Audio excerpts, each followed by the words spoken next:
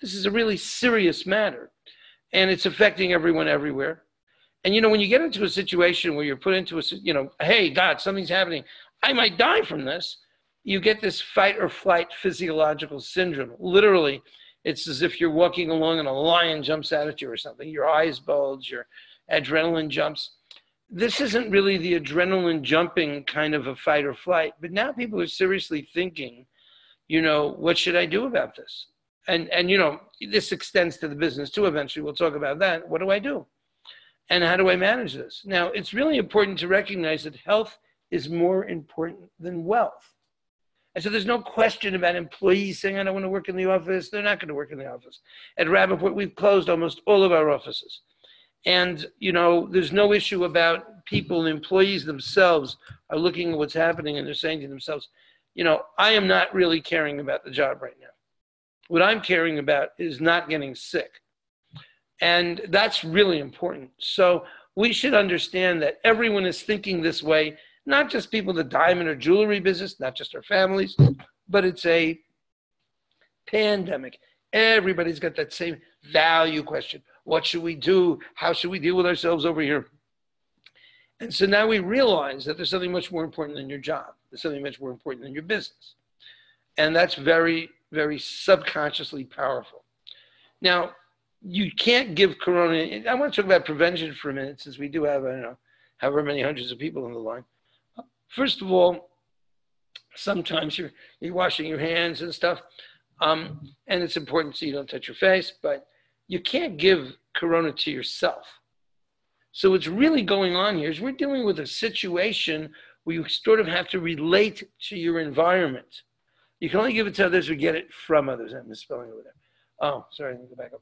It's from others. You can't, so what's going on is, I have a sickness, say God forbid, I don't have with this, but yes, say I have a sickness. You go to bed, it's your problem.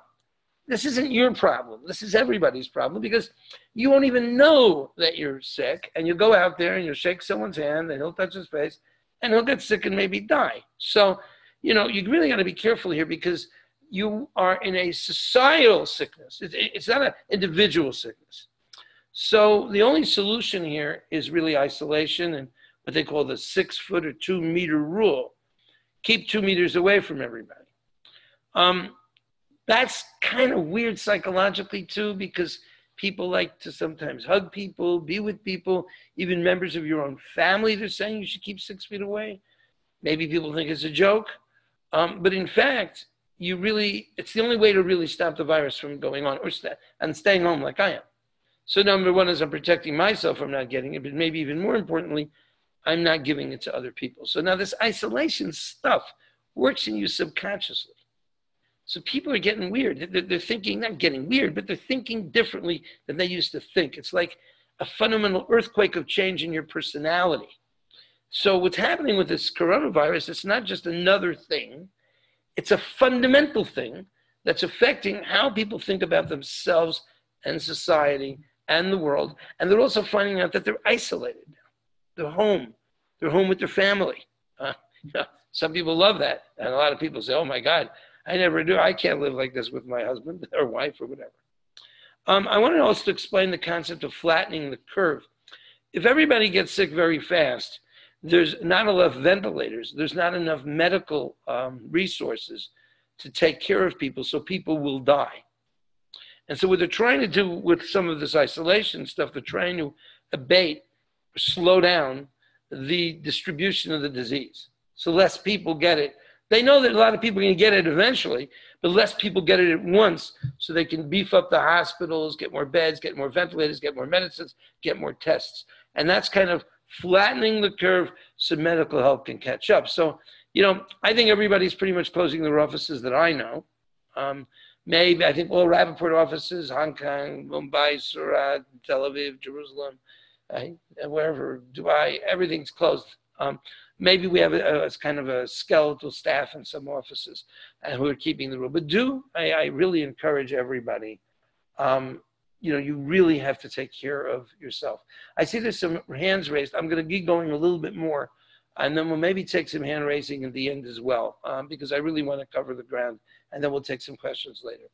So isolation and social distancing it's changing how people think about each other, and of course, jewelry and diamonds. So, you know, in the background, I know I'm not here to talk about coronavirus only. I'm here to talk about how it impacts the jewelry industry. You got to understand, subconsciously, people are starting to think differently about relationships as they spend more time at home and as they isolate themselves from society around them. You know, you might see people getting married more or having relationships and making commitments because they realize being home alone in isolation, it's not such a great thing. So maybe now it's time to really, you know, get closer to your girlfriend or boyfriend or whatever. Now, look, this is serious stuff, and it gets more serious as you get older. Okay, I'm 68 now. I got a 3.6% chance of dying. Holy crap. And I don't know if what the probability of catching the disease is. And maybe it's not going to happen to me, I think, but you never know. So you want to be careful. And there's 219,000 cases. 9,961 people have actually died. There's another 15,000 cases every day. It's just the beginning of this thing. Interesting that young people say up to 50, you know, not really, maybe more people get into car accidents. So there's going to be a division about how they treat this disease. There was a picture of a whole bunch of people on the beach in Florida, young people, spring break, they don't give a damn. But when you think about it, if they come home, they might kill their grandmother. And how we treat the elderly. And that'd be kind of crazy. You're young, millennial, came home, said hello, gave my mother a kiss, grandmother a kiss on the cheek, or my mother, and then she kissed the grandmother, and the grandmother actually has a 49.8% chance of dying. And this is death. This isn't like, oh, a little problem, you know. This is like the last stop. So we really need to be careful here, and we need to recognize that coronavirus is going to change social values. And it might create some kind of a, I don't know, difference between young people and old people, you know. The boomers are finally getting theirs. But I'm not going to go into this too much because there's issues about transferring wealth, how that affects society, and how people spend money. And there's also the question of this jewelry that's going to be the state jewelry and stuff. I'm not going there now, but I want you to know all these things matter. And a disproportionate number of the population dies. I mean, they're talking about 9,961 deaths so far. I've heard people talk about 2 million deaths. And I don't know what's going to happen in Africa. But in any case, this is serious stuff, and everybody should be very careful. Now, excuse me, I want us to understand. There's disruption. Oh, you know, Uber does disruption. Synthetic diamonds does disruption. That's like a one-time disruption. But here you're talking about disruption at the individual level. Me, what's going to happen to me? Personal security. Will I get medical treatment? Look at what's going on. People running to supermarkets and buying stuff, food, toilet paper, but they're all buying. They don't really need that much food. But there's a need inside of them to take care of themselves, personal security. It's like subconscious. Financial security, what's going to happen to me? Am I going to lose my job? All the jewelry stores are closed. All the department stores are closed. Everything's closed. The restaurants are closed. What if you work in a restaurant? What if you own a restaurant? Will I have money? Will I have a job? What's going to happen? I'm going to be sick and I won't have a job and I won't have money? And this idea of isolating you. I'm isolated. I can't talk to my friends. I can't hang out. I can talk to them using the internet. But, you know, this is kind of weird. And so this is happening. This is really happening in society. And you can't ignore the effect it's going to have on how people think about themselves. And eventually jewelry and all that. But how they think about their friends, how they value friendship, how they value, you know, what it means to be with people if they now find themselves forced into isolation and social distancing. Now, I was looking for a word greater than disruption, because this is more than just disruption. And so I brought it out and I said, we'll talk about individuals as disruption, but we're going to talk about some concept called creative destruction. I mean, that's something that came out of Sumter. It's an interesting concept. I'm not going to go into the whole economics of it, but it's a new global value system. The first thing is it affects everybody. So if something happened, it affected only people who take taxis on Uber. Okay, you know, but this is not well beyond that. This is everybody everywhere going through those personal security, financial security, social security feelings. So there's stuff coming from the bottom It's not like only because it came from on top, there's a new software, there's a new thing. No, no, no. This is coming from billions of people from the bottom up, how they're feeling about what's going on. And they're going to change values here. Redefining globalization, economic interdependence. I mean, we're not just talking about President Trump and fighting with China. No, no, no. We're talking about, hey, these Chinese guys made me sick. I'm not against China. Or they're saying, hey, I don't want anyone to travel to my country from Europe. I mean, it's amazing. Who would dream of such a thing? I'm in Israel. Everything's closed down. No airplanes. Nobody can come in. Nobody. It's like closed. But America, you know, they're closing America. And so globalization, you talk about globalization, you can't travel, you can't visit, you can't, you know, I don't know, products you can ship, I guess. But the idea of economic independence and is now becoming more and more of an issue. It's not just trade wars anymore. It's maybe health, it's not wars, but it's security concerns, health security concerns. So we're changing how people think about themselves in the world. We're rejecting old values. We're saying, no, I'm not going to travel to that conference. No, I'm not going to go to that show. No, I'm not going to do business that way. And we're thinking about new technology-driven values like right now. We're using Zoom. I'll tell you something interesting. You know, I was fortunate. As soon as the market went down, I just sold out. Okay? But I was lucky. I got out of all my shares. But I bought Zoom. I said, hey, this is technology everyone's going to be using. We're members of Zoom. We use Zoom for many years. Okay. Now, we should understand that this creative destruction is coming, and it's going to change how people want to buy diamonds and jewelry.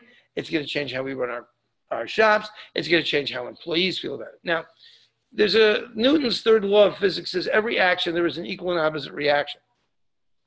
So I want you to think about what's going on over here with this coronavirus, making everybody crazy. Think about what's the reaction. What's going to happen now? Okay, so if someone came over to you and pushed you, and then you would get pushed into a tree or push something else. So the thinking here is, what is going to happen because of this coronavirus? How's it going to impact people? Okay, now look, we don't know everything that's going to happen, but we know something's going to happen. And we need to think about that. Because if the bigger the force, the more disturbing to society, the more people are staying home, the more stores are closed, the more malls are closed, the more entertainment is changed. You know, all those things combined are like a force. And what is that going to do to how we are going to think about luxury products? Now, I'm not saying about luxury, but how are we going to think about security? How are we going to think about diamonds? How safe are we going to feel? What do you think about money? What do you think about jobs? All this is kind of coming down on people. It's just the beginning now. So we got to start thinking about what is that going to cause, what implications, and we should be careful to understand unintended consequences dominate. Now, sometimes people do things, and there's a purpose. You know, they planned it, they raised taxes, they create a new Uber, they make a, excuse me. I really am not sick, but I'm coughing anyways. You've got these things that sometimes there's an intention to do something, and because you did this, something else happens. But now, no one planned this coronavirus. So the unintended consequences are going to dominate. So to some extent, we're in a high level of uncertainty. Just look at that stock market going up and down like a yo-yo. That's because we don't understand what's going to happen as a result of what has happened, okay? Not only don't we know what has happened, okay, we don't know what implications. And even when I was talking to somebody who says, you know, okay, China's going to get better maybe. That could be. But the implication of what's happening now is to the whole rest of the world. There's more new cases happening in the rest of the world than there is in China. So the issue is no longer China. It's the fact that people are getting sick outside of China. And then it's not just that people are getting sick out of China. Now it's like stores are closing because the solution for the coronavirus problem is isolation, and therefore all movie theaters and all stores and everybody's gone. The malls are dead and the jewelry shops are closed. So that's a second level thing that's happening. And then there'll be other things that will go on. For example, people who are manufacturing diamonds or have inventory, because the stores are closed, they're going to have enough inventory. They're not going to buy new goods, and you're going to get a whiplash effect. Okay, so if the stores are selling out 10% less, or 90% less, or 60% less, it'll be 100% less in places like India. So, anyways, be aware that it's complicated and that there are spillover effects that are happening.